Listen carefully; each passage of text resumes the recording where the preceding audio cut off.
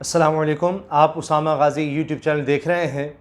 तहरीक लब्बैक पाकिस्तान के अमीर, तहरीक लब्बैक पाकिस्तान के सरबरा साद रिजवी साहब को गिरफ़्तार किया गया है और उसके बाद पूरे मुल्क में एहतजाज का सिलसिला जारी है। बड़े बड़े शहरों में सड़कों को बंद कर दिया गया है, सड़कें ब्लॉक की गई हैं एहतजाज करते हुए। कई जगहों पर तोड़ फोड़ की भी इतलात हैं। मेरे पास एक्सक्लूसिव फुटेजेस हैं, वो मैं आपको दिखाऊंगा किस तरह से साद रिजवी की गिरफ्तारी अमल में लाई गई और ज़राए क्या बता रहे हैं कि उनको गिरफ्तार क्यों किया गया है और मुआहिदा क्या था जिसके हवाले से 20 अप्रैल तक पार्लियामेंट में हुकूमत ने मामला लेकर आना था कि फ्रांस के सफ़ीर को मुल्क बदर किया जाए, पाकिस्तान से निकाल दिया जाए। नामूस रिसालत का सारा मामला था, लेकिन ऐसे लग रहा है कि ये बड़ा मिस हैंडल हो गया है क्योंकि जिस तरह से पूरे मुल्क में एहतजाज हो रहा है। मेरे पास वीडियोज़ हैं कि किस तरह एक पुलिस वाले को भी ज़दोकोब किया गया है, वो भी मैं आपको दिखाऊँगा। और बताया यही जा रहा है कि खादिम हुसैन रिजवी साहब मरहूम के बेटे साद रिजवी को गिरफ्तार इसलिए किया गया है कि अमन व अमान का ख़तरा था कि फिर एहतजाज हो सकते थे, लेकिन इनकी गिरफ्तारी के बाद तो और एहतजाज हो गए हैं। और जो नायब अमीर हैं तहरीक लब्बैक पाकिस्तान के, उन्होंने एक वीडियो पैगाम जारी किया जिसके बाद बहुत ज़्यादा एहतजाज शुरू हो गया, जिसमें उन्होंने कहा कि जी जहाँ हो, जिधर भी हो, सड़कें ब्लॉक कर दो, एहतजाज शुरू कर दो, और वही कुछ होने लग गया। सारी तफसील पर आएंगे, लेकिन पहले मैं आपको दिखाना चाह रहा हूँ जो वीडियोज़ मेरे पास आई हैं वो आप देखिए। तो ये चूँकि वहाँ पर कोई शख्स गुजर रहा था और उसने जिस तरह से गाड़ियाँ चारों तरफ से आई हैं और साद रिजवी की जो गाड़ी थी वो देखिए उसको घेरे में लिया है, ये देख सकते हैं आप, ये देखिए। और उसके बाद इनको पुलिस की गाड़ी में बिठा दिया गया और पुलिस काफ़ी ज़्यादा थी, उनको पहले से इतला थी कि यहाँ पर आ रहे हैं। कहा जा रहा है कि जनाजे में शिरकत करके आ रहे थे और उसके बाद ये देखिए, और लोग वहाँ पर यानी शाहिदीन बता रहे हैं कि जी ये पुलिस आई हुई है हर तरफ से, और फिर बाद में मोबाइल भी गाड़ी से लिया है। तो ये वहाँ पर जो लोग थे उन्होंने गाड़ी रोक कर ये वीडियो बनाई है और इसमें आपने शुरू में देखा कि ये देखिए शुरू से ही ये बिल्कुल चंद सेकंड पहले नज़र आते हैं कि साद रिजवी को गाड़ी से निकाला गया और उसके बाद बिठा दिया गया। मैं आपको पॉज करके भी शुरू की दिखा देता हूँ। ये देखिए इन नज़र आ रहे हैं किस तरह से साद रिजवी और उसके बाद पुलिस की भारी नफरी वहाँ पर थी, और फिर इनको वहाँ से वो कहते हैं कि जी आप गाड़ी में चलें, और वो फिर आराम से पुलिस की गाड़ी में बैठ जाते हैं। पुलिस काफ़ी ज़्यादा थी, उनको पहले से इतला थी, काफ़ी ज़्यादा गाड़ियाँ चारों तरफ से आई हैं, उन्होंने इनकी गाड़ी को रोका है। अब इसके अलावा किस तरह से एहतजाज हो रहा है वो भी मैं आपको दिखाता हूँ, लेकिन देखिए कि एक पुलिस वाला जो है वो भी इस एहतजाज की जद में जिस तरह आया और उसको फिर पकड़ा लोगों ने। ये देखें, ये देखें, एक पुलिस वाला है और फिर वो वहाँ पर बैठ जाता है शायद बिल्कुल थकावट से, परेशानी से। ये देखें आप, ये बीच में आपको नज़र आएगा पुलिस वाला, ये देखें, ये पुलिस वाला है, उसके कपड़े भी फट गए हैं और पुलिस इस चीज़ को भी इन्वेस्टिगेट कर रही है। तो ये मुख्तलिफ़ जगहों पर इस तरह के वाक़यात हुए हैं और बड़े बड़े शहरों में। अच्छा, आप देखिए कि इसी तरह से जिस तरह मैंने आपको ये दिखाया गिरफ़्तारी की और नारेबाजी, कहीं आंसू गैस की शेलिंग भी नज़र आई है कुछ जगहों पर, वो भी मैं आपको दिखा देता हूँ। ये देखिए यहाँ पर आंसू गैस की शेलिंग, ये देखिए, तो लोग वहाँ से भाग रहे हैं जब ये आंसू गैस की शेलिंग हुई है। तो इस तरह से मुख्तलिफ़ वीडियोज़ मेरे पास मौजूद हैं किस तरह से लोग एहतजाज कर रहे हैं। यहाँ भी लग रहा है कि किसी को पकड़ कर, यही पुलिस वाला है शायद जिसकी मैंने आपको पहले वीडियो दिखाई, वही गिरा हुआ है और उसको वहाँ पर लोगों ने पकड़ रखा है, देखें। और फिर कुछ लोग उसको बचाने की, पीछे हटाने की कोशिश कर रहे हैं कि पीछे हटो। तो ये आपने देखा कि इस तरह से फिर वहाँ लोग वीडियोज़ बना रहे हैं और नारेबाजी हो रही है। बहुत बड़ी तादाद में लोग मुख्तलिफ़ जगहों पर दिन भर नारेबाजी करते रहे। ये देखिए,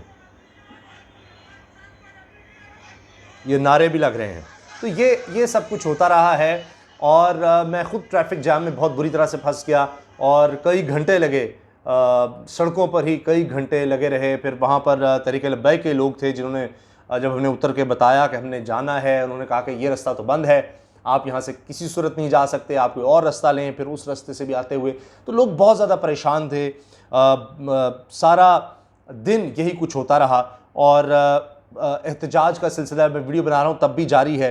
कई जगहों पर पुलिस और मुजाहिरीन में एक झड़प भी नज़र आई और शेलिंग भी में जिस तरह मैंने आपको दिखाया। अब हुआ ये है कि लाहौर पुलिस ने इनको गिरफ़्तार किया है। जो तफसीलात आ रही हैं वो ये हैं कि जी फिर इनकी लीडरशिप ने कंफर्म भी कर दिया इनकी गिरफ़्तारी को। और असल में हुआ ये कि साद रिजवी साहब को इसलिए गिरफ़्तार किया गया, ज़राए कहते हैं कि प्रीएम्प्ट किया गया है, क्योंकि 20 अप्रैल डेडलाइन थी जो मुआहिदा हुआ था हुकूमत और तहरीक लब्बैक के दरमियान। उसकी 20 अप्रैल डेडलाइन थी कि 20 अप्रैल से पहले पहले पार्लियामेंट में मामला ले जाया जाएगा, जहाँ पर फैसला होगा इन सारे मामलात का, और फ्रांस के सफ़ीर को मुल्क से निकालने का, पाकिस्तान से निकालने का। तो वो मुआहिदे में एक और चीज़ ये भी थी कि जी पाकिस्तान अपना सफ़ीर मुकर्रर नहीं करेगा फ्रांस में, और फिर ये कि जी तमाम जितने भी इनके लोग हैं जो गिरफ़्तार हैं उनको छोड़ा जाएगा तहरीक लब्बैक के। वो सारा तो हो गया था, फ्रांस में कोई सफ़ीर भी नहीं तैनात हुआ था। जो पाकिस्तान में फ्रांसीसी सफ़ीर है उसको निकालने का मामला लगता है कि वो असल अब वजह बनी है।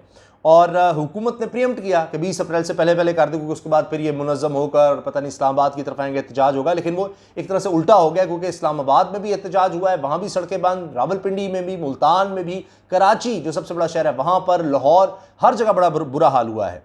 तो अब कराची की कई जगहों पर हुआ है, उनकी मैं तफसील आपको बताऊँगा। लेकिन तहरीक लब्बैक पाकिस्तान के नायब अमीर हैं सैयद ज़हीरुल हसन शाह। उन्होंने कहा कि जी हुकूमत ने बिल्कुल यानी गद्दारी की है, हुकूमत बिल्कुल हट गई है उस मुआहदे से जो नामूस रिसालत पर तहरीक लब्बैक पाकिस्तान के साथ किया था, और हुकूमत जो है गुंडागर्दी पर उतर आई है। और ये इन्होंने माजी वाली हुकूमतें जो थीं उन्हीं की तरह से अमल करना शुरू कर दिया है।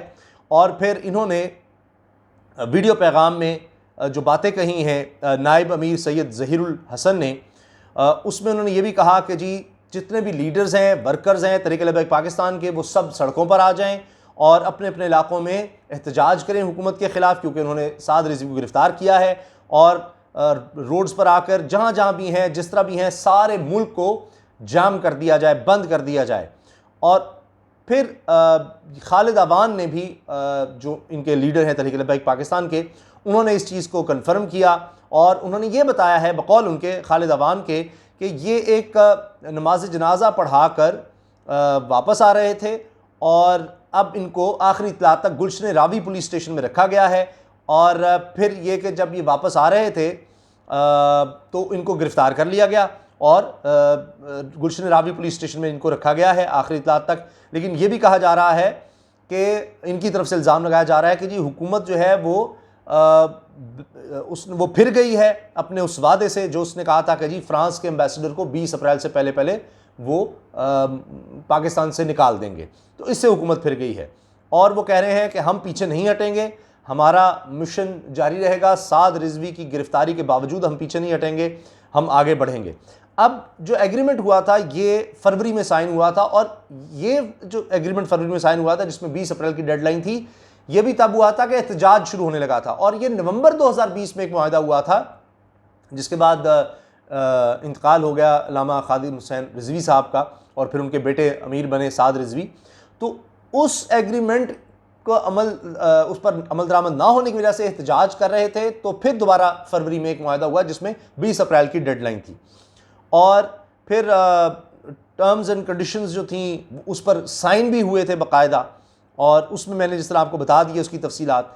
तो अब उसके बाद जो फरवरी का मुआहदा था उसके बाद ये 20 अप्रैल की डेडलाइन थी, क्योंकि 3 महीने के अंदर अंदर ये कहा गया था कि जी ये मामला फ्रांस के एम्बेसडर को, सफ़ीर को निकालने का, ये पार्लियामेंट में लाया जाएगा, तहरीक लब्बैक के जितने भी लोग हैं उनको रिहा किया जाएगा और उनकी मज़ीद कोई गिरफ़्तारी नहीं की जाएगी। अब मैं आपको जल्दी से बता दूं, अगर आप तफसील मज़ीद जानना चाहें कि किस तरह से एहतजाज हो रहे हैं, तो जैसे ही इनकी खबर फैली तो तहरीक लब्बैक पाकिस्तान के वर्कर्स ने कई रोड्स ब्लॉक कर दी। अगर कराची की बात करें तो जिनमें बड़ी बड़ी रोड्स जो शामिल हैं उनमें बल्दिया नंबर 4, हब रिवर रोड है, northern bypass, Orangi town number 5, जिना ब्रिज, तो इधर सब में, और स्टार गेट, माफ़ कीजिएगा। इसके अलावा माफ़ी चाहता हूँ, ये भी बताया गया है कि औरंगी टाउन नंबर 5 में एक कांस्टेबल जो है वो भी ज़ख्मी हुआ। मैंने आपको वीडियो भी दिखाई है, शायद इसी वाले से है वो वीडियो, और इसको देखा जा रहा है। लाहौर की अगर बात करें तो बहुत ज़्यादा लाहौर में ट्रैफिक जैम नज़र आया। जितने भी दाखिली और ख़ारजी रास्ते थे लाहौर के वो बंद थे, और इनमें जो बताया गया, तमाम अहम शाहराहें, फ्लैटी चौक टुवर्ड्स फैसल चौक, हाई कोर्ट चौक, रीगल चौक की तरफ, अवारी चौक जो कि जाता है गवर्नर हाउस की तरफ, वो कॉरपोरेशन चौक, आउटफॉल रोड, यतीम खाना चौक, ख़याबान चौक, मुहाफिज टाउन टुवर्ड्स बताया गया है ठोकर चौक, EME रोड, दरोगा वाला चौक, कायद आज़म इंटरचेंज की तरफ जा रहा है, चुंगी अमर सद्दू टुवर्ड्स कसूर, शाहदरा चौक, इस तरह शादबाग, जोड़े पुल, ज़रार, शहीद रोड, बरकी रोड, भट्टा चौक, बेदियाँ रोड, वॉल्टन रोड, कनाल रोड। तो जितनी अहम शाहराहें हैं आप देख लें, हरबंसपुरा इंटरचेंज, शालीमार चौक, और इस तरह से कायद आज़म इंटरचेंज, न्याजी शहीद इंटरचेंज जो रिंग रोड पर है, और बागरिया चौक और सुंदर रोड, ये सब इस तरह से। रावलपिंडी में आप देखिए तो कमेटी चौक, वहाँ पर एहतजाज हुआ, पथराव हुआ, गाड़ियों पर पथराव हुआ है, और इसके अलावा लियाकत बाग मेट्रो बस स्टेशन पर लोग चढ़ गए मुजाहिरीन, और फिर पूरे शहर में ट्रैफिक जाम नज़र आया रावलपिंडी में। इसी तरह से मरी रोड पर भी ट्रैफिक जाम हुआ। इस्लामाबाद में इन्होंने उथल चौक, 12 कहू एरिया सारा ब्लॉक कर दिया मुजाहिरीन ने, और मरी से जो आ रही थी ट्रैफिक वो भी मुतासिर हुई। मुल्तान के हवाले से माफ़ी चाहता हूँ। इसके अलावा बताया जा रहा है कि बहावलपुर बाईपास है, लॉन्ग क्यूज़ वहाँ पर बताई जा रही हैं, लंबी कतारें हैं, बस्ती मलूक है, अड्डा है, खानेवाल एरिया है, तमाम जगहों पर। और अब ये जो आखिरी इतलात हैं उनमें यही नज़र आ रहा है कि अभी तक हुकूमत जो है इन मुजाहिरीन को मुंतशिर करने में नाकाम नज़र आ रही है, और अमन व अमान का बहुत ज़्यादा खदशा पैदा हो गया है। अब देखना है कि हुकूमत किस तरह से दोबारा मुज़ाकरात की टेबल पर ला पाती है तहरीक लब्बैक पाकिस्तान की लीडरशिप को, और किस तरह इन मामलात को सुलझाने की कोशिश करती है। अभी तक सिचुएशन काफ़ी टेंस नज़र आ रही है। इजाज़त दीजिए, अल्लाह हाफ़िज़, पाकिस्तान जिंदाबाद।